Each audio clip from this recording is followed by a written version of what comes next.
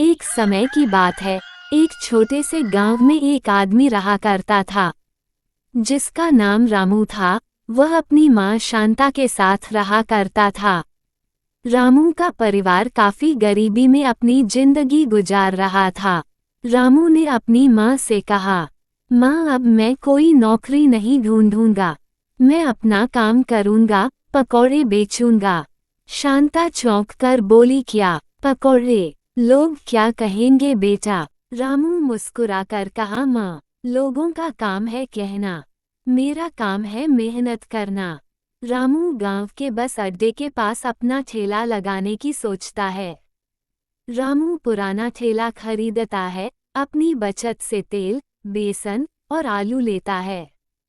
ठेले पर बोर्ड टांगता है, रामू के गर्मा गर्म पकौड़े। कुछ ही समय में एक ग्राहक आता और हंसते हुए बोलता है, अब तो पढ़े लिखे भी पकौड़े बेचते हैं क्या? रामू शांति से जवाब देता है, रुचि से बनाए गए पकौड़े भी एक कला है साहब। वो इसी तरह पकौड़े बेचकर अपने परिवार का पेट पालता। कुछ समय बीत जाते हैं, पर रामू के पकौड़े खरीदने कोई ज्यादा नहीं आता। इस वजह से रामू काफी दुखी हो जाता है। रामू की माँ उसे हमेशा प्रोत्साहित किया करती थी। वो हमेशा राजू से कहा करती, बेटा इसी तरह मेहनत करते रहो, एक दिन तुम्हें जरूर सफलता मिलेगी। रवि ने हल्की हंसी के साथ जवाब दिया, हाँ माँ मैं जानता हूँ कि एक दिन भगवान हमारी स्थिति जरूर बदलेंगे। वो रोज सुबह जल्दी उठकर अपने काम पर निकल जाता है। रामू काफी मेहनती, ईमानदार और आत्मनिर्भर व्यक्ति था। एक दिन रामू रोज की तरह सुबह सुबह उठ जाता है अपने काम पर जाने के लिए। वह सुबह उठकर सबसे पहले मुंह हाथ धोता है। फिर वह रसोई की तरफ बढ़ता है, जहां राजू की मां शांता खाना पका रही होती है। वह राजू को देखकर कहती है, तुम बैठो मैं खाना निकालती हूँ। खाने में सिर्फ सूखी रोटी और दाल था। रामू चुपचाप दाल रोटी खाता है और अपने काम पर निकल जाता है। रामू सुबह से अपने पकौड़े बेचने के लिए खड़ा था, पर एक भी ग्राहक नहीं आया। ये सब देखकर गांव वाले अक्सर रामू का मजाक बनाया करते थे। वह कहते, अरे रामू तेरा कुछ नहीं होने वाला, मेरी मान ये पकौड़े का ठेला बंद करके घर पर बैठा जा। इन सभी बातों को सुनकर रामू को बहुत बुरा लगा। फिर भी रामू ने हिम्मत नहीं हारी। इसी तरह कुछ समय बीत जाते हैं। तभी वहां एक ग्राहक आता है और वह रामू से कहता है, सुनो एक प्लेट पकौड़े देना। ये देखकर रामू काफी खुश हो जाता है, क्योंकि यह पहला ग्राहक था। रामू ने तुरंत एक प्लेट पकौड़े दिए। रवि ने जैसे ही पकौड़े खाए वह काफी चौंक गया, क्योंकि पकौड़े का स्वाद बहुत अच्छा था। रवि ने कहा, वाह क्या पकौड़े हैं, मैंने इससे अच्छा पकौड़ा कहीं नहीं खाया है। ये बहुत लाजवाब है। ये सुनकर रामू बहुत खुश हो जाता है। तभी रवि बताता है कि मैं एक पत्रकार हूँ, तुम चाहो तो मैं तुम्हारा एक वीडियो बना लूँ।